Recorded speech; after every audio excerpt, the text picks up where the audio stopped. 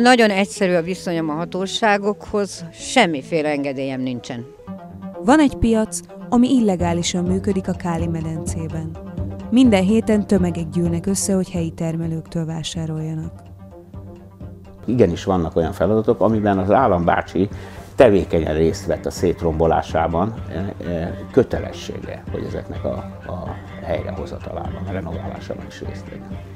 Káptalantótiba olyanok járnak, akik az áruházláncokban kapható ipari élelmiszer helyett termelőtől akarnak vásárolni jó minőségű árut. Én szerintem itt ma már a probléma az, hogy élelem vagy műanyag. Mert a vízkultúrán nevelt holland sárgarépa, abban mi van? Abban víz van és rost, és semmi más. De hiába növekszik a termelők iránti kereslet, például az Európai Unióban percenként megy tönkre egy gazdaság.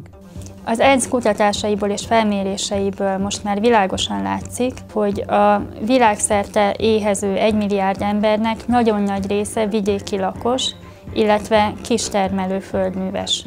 A termelői piac az a hely, amely képes mindezekre a problémákra megoldást adni. Talán épp ezért több országban is spontán civil kezdeményezések igyekeznek megmenteni az őstermelői piacokat. Járjanak piacra, tehát menjenek ki, fogjanak egy kosarat, vegyenek egy kosarat és menjenek ki a piacra.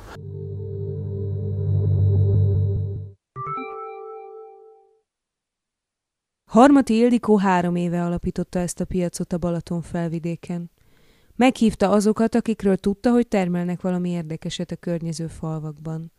20 standdal kezdtek, ma a piaci árusokat tömörítő szövetkezetnek 100-nál is több tagja van. Eljut az ember odáig, hogy visszavonod az engedélykérelmet, mert olyan előírások vannak, és olyan elképesztő pénzeket kell. Minden hatóságnak ki kell fizessél 30 000 forintot eljárási illetéket azért, hogy véleményt adjanak. Hát ennek a hatósággal való küzdelmemet, ezt rendkívül publikusan csinálom. Tehát ezt ilyen látványosan, tehát nem, mert hogy az a védelmem, a nyilvánosság az egyetlen védelmem, hogy érezzék és tudják, hogy nem egyedül vagyok. Van egy kis kertünk, ami megterem, azt feldolgozzuk és ide kihozzuk tartósító nélkül, színezék nélkül, adalékanyagok nélkül. Tehát önöknek mondjuk ilyen alapvető tétel ez a megélhetésben? Hát ez nagyon fontos, nem tudnám kifizetni a téli fűtést, hogyha ezt nem csinálnám. De minden vasárnap délelőtt itt vagyok, másik piacra mondjuk én nem járok, mert annyi áru nincsen, de viszont nagyon fontos, hogy az emberek végre jót egyenek, ne csak az áruházi kotyvalékokat. Ennek a környéknek, meg minden környéknek azért jó a piac, mert hát rengeteg okból. Hát egyrészt az ember el tudja adni a saját munkájának a termékét, tehát megélhetést szerez az ember, ugye? Egy közösségi hely, ahol találkozunk, együtt vagyunk, eszmét cserélünk, megismerjük egymást. Ugye itt a Káli-medencében ez egy általános probléma volt, hogy rengeteg a nyaraló, jönnek le a fővárosból, meg a városokból az emberek, és kénytelenek elmenni a Tesco-ba vásárolni, mert nem tudják, hogy hol, mert nincs hol helybeli termékeket venni, de ezen túl jó a tájnak. Termőföldet művelni kell, hát ha nem műveljük, akkor elgazosodik. Egyik ember azt ajánlotta, az egy közgazdász, hogy hagyjam a francba ezt a szövetkezetesdit, csináljak egy részvénytársaságot, mert a magyar állam minden egyes exportra kivitt őszi barackért, ha te kapsz érte, eladod 40 forintért, a magyar állam hozzátesz 60 forintot, hogy kiviszed. És hogy nem itt piaccal kell vacakolni, hanem vigyük ki az országból, és az állami pénzre hajtani. Ugye exportra nem lehet vinni 10 kiló barackot, kiviszel egy vagon barackot, azért kapsz, nem tudom, 200 millió forintot, tök mindegy mennyit. Olyan jelentéktelenné válik a kosárbarack, de olyan jelentéktelenné, hogy borzalom. De hiába ekkora a kereslet a kistermelők árujára, mégsem kapni a szupermarketekben. A szupermarket az nem terep a kistermelőknek. Egy szupermarket nagyon nagy és állandó mennyiségeket igényel, eltarthatóság és egyebek, a kistermelő eleve nem olyan fajtákkal dolgozik.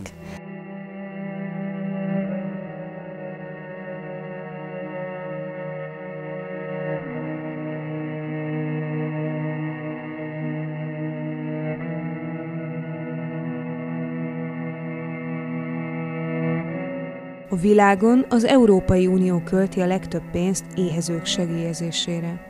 A védegylet szerint azonban a kereskedelem politikájával pont a kistermelőket hozza hátrányos helyzetbe a nagy cégekkel szemben. A szabadkereskedelmi egyezmények elhárítják az akadályokat az áruk és szolgáltatások, illetve a tőke szabad áramlása útjából. Ez leegyszerűsítve azért jó ezeknek a nagy cégeknek, mert így a világ összes gazdálkodója egymással közvetlen versenybe kerül azért, hogy nekik minél olcsóbban vihesse a gyártási alapanyagokat, és még azt a képességét is alá tudják ásni a nemzeti kormányoknak, hogy azok mérlegelhessék, hogy egy adott termékre nekik szükségük van-e, akár olyan szempontból, hogy általában a lakosságuk megélhetését ez hogyan befolyásolja, akár pedig egészségügyi, illetve környezetvédelmi aggályt támaszthassanak vele szemben. Gondolhatunk olyan közegészségügyi aggályokra, amiket például a génmódosított szervezetek vetnek föl. Pedig az ember azt hinné, hogy amikor marokkói paprikát vagy chilei almát vesz, akkor az ottani termelőket segíti. Ezeknek az országoknak az exporttermeléséből egyáltalán nem az ottani kistermelők húznak hasznot, hanem döntő mértékben nagy exportáló agrárcégek, illetve hatalmas ültetvények tulajdonosai gazdagodnak meg. Szerintem minden fogyasztó részéről az a helyes döntés, hogyha a saját helyi piacait részesíti előnyben. Jó, akkor vegyünk inkább magyar árukat. Most, hogyha Marokkóból hozzák a káposztát, és Mosonmagyaróváron savanyítják és ráírják, hogy vecsési és származási hely Magyarország, ezzel nem jutottunk előbbre. Ha az ember a szakácskönyvek alapján tájékozódik, akkor azt kell mondani, hogy 200 évvel ezelőtt, 150-200 évvel ezelőtt egészen másként tettünk, mint ma. Tehát gyakorlatilag rá se lehet nagyon ismerni a konyhára, mégpedig nem a mai előnyére. Elveszítünk egy generációt, tehát egyszerűen elszakad a fonál. Tehát fölnő egy olyan generáció, aki nem fog ismerni semmit, nem fogja a fajtákat ismerni, a zacskós levesből fog élni. Nem lesz közönség a piacokon, akiket érdekelne az érdekes jó áru. És ez sokszor nem is annyira pénz kérdése, hanem igényesség, egyfajta sajnos szomorú módon eltűnt igényesség. Én, hogyha valamit komolyabb dolgot akarok csinálni, akkor kimegyek 5 piacra. Tehát akkor kimegyek a MOM-hoz, a biopiacra, a XY dologért elmegyek a Szénatérre, a másikért elmegyek a Nagycsarnokba, és a harmadikért a Leherre. Akkor megint ugyanott tartunk. Piacon kell vásárolni, termelőtől. Barta Gabó olyannyira komolyan veszi ezt, hogy többen magával évek óta küzd egy budapesti piac megmentéséért és fejlesztéséért. A Hunyadi téren bevásárlóközpont épült volna, ha a helybéliek meg nem akadályozzák. A civil csoport neve Kincsünk a piac Hunyadi tér. Jó napot, Vera! Van egy tököm! Rántani van egy tököm még. Igen? Ezek a csökött tökök. Sütőtök, rántva. Nem sütőtök, Vera. Ez sütőtök? Yes. Ez sütőtök? Igen, az a nagy lenne, csak júliusban lett elvetve. Aha. Júliusi vetés. Csilla, hol van? Nagyon édes, köszönöm. Figyelj, ez a maradékból van kötve. Nagyon szépen Na, de aranyos? Nagyon aranyos. Olyan, mint maga, tisztán olyan. Barta Gabó nem csak vásárol a termelőktől, hanem el is ment megnézni a kertjeiket. Meg akartam győződni arról, hogy tényleg van-e kertjük, hogy állnak hozzá a kertben a dolgokhoz, vegyszerkérdéshez, honnan jön az az áru. Erre voltam kíváncsi. És ezt honnan lehet tudni, hogy ki a valódi termelő, és ki az, aki a nagybani piacról hozott árut adja el sajátjaként? Minél kevesebb áruja van, mennyiségben is, meg fajta gazdagságban is, annál valószínűbb, hogy azt akkor ő termelte meg. Ide. Nem is jöttem volna, már ma tegnap voltam, de ezt a céklát otthon felejtettem. Hát mondom, elmegyek, eladom.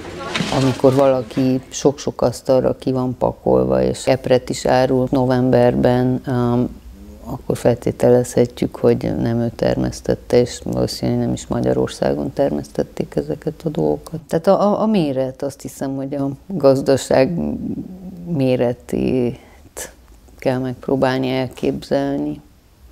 És én nem szívesen vásárolok olyan helyről, ahol ipari méretet lehet feltételezni valami mögött.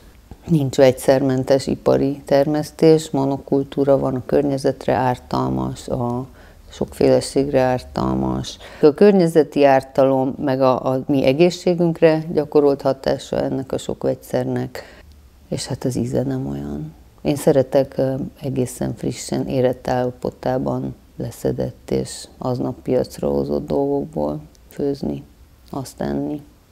Hogy Magyarországon feltűnően kevés a vidéki piac. A Táptalatóti piac az egy nagyon jó példa, mert ez intézményi nőtte ki magát. Tehát nekem számos barátom van, akik rendszeresen lejárnak a piacra. Hát ebből kellene még 100. Azért küzdök óriási erőkkel, hogy a piacozás visszajöjjön az egész országba. Mert akkor tud a vevő oldal ráállni arra, hogy csak a piacra támaszkodva oldja meg az élelmezési szokásait.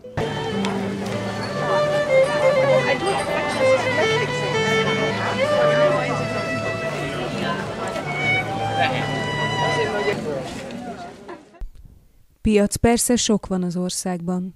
Van, amelyiken műanyag strandpapucsot kapni, másút benzint és vodkát.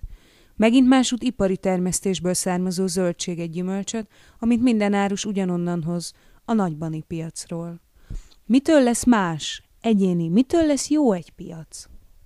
Azoktól a figuráktól, akik árulnak, és az árujuktól, ami rendkívüli, nagyon igényes, és nem arról szól, hogy tudnak minél hamarabb kitermelni valami óriási pénzt belőle, hanem van valami fogalmuk a minőségről, és azt hozzák.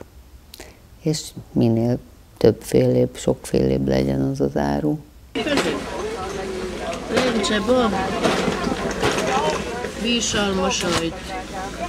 Ezen is dolgozunk, hogy próbáljuk őket rávenni, hogy újabb dolgokat, vagy hagyományos dolgokhoz visszatérni, tehát hogy szélesedjen ez, ami megjelenik a piacon, termékek. Azt mondja, hogy a kertészet korszerűsítésének támogatása és a tároláshoz szükséges épületállomány korszerűsítése. Lehet, hogy a pincétekhez tudjátok. Hát gondold el, milyen isteni lenne. Az egyik termelő azt mondja, hogy hát simán bele kellene tenni hirdetést a helyi újságba arról, hogy itt van egy piac, itt van egy termelői piac, ez és ez a nyitvatartása, mert azt mondja, hogy az a tapasztalata, hogy még a kerületiek sem tudják nagyon sokan, hogy mi van a Hunyadi téren. Én egyébként Németországban olyat is láttam, hogy az őstermelők megjelentek a szupermarketnek a parkolójába, és egyszerűen elkezdtek piacozni. És rendszeresen, és folyamatosan, és rendőrség, és végül a szupermarket visszavonult, és engedélyezte azt, hogy a parkolóban egy nagy részen biopiac és őstermelői piac alakuljon. Hát ez egy ötlet így Magyarországon is megpróbálni valami ilyesmit. A mosóport úgyis bemennek megvenni.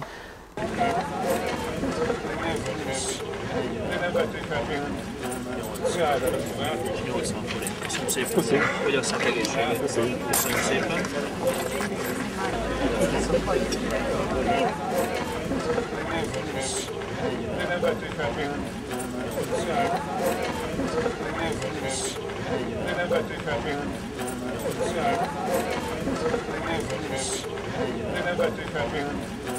Nem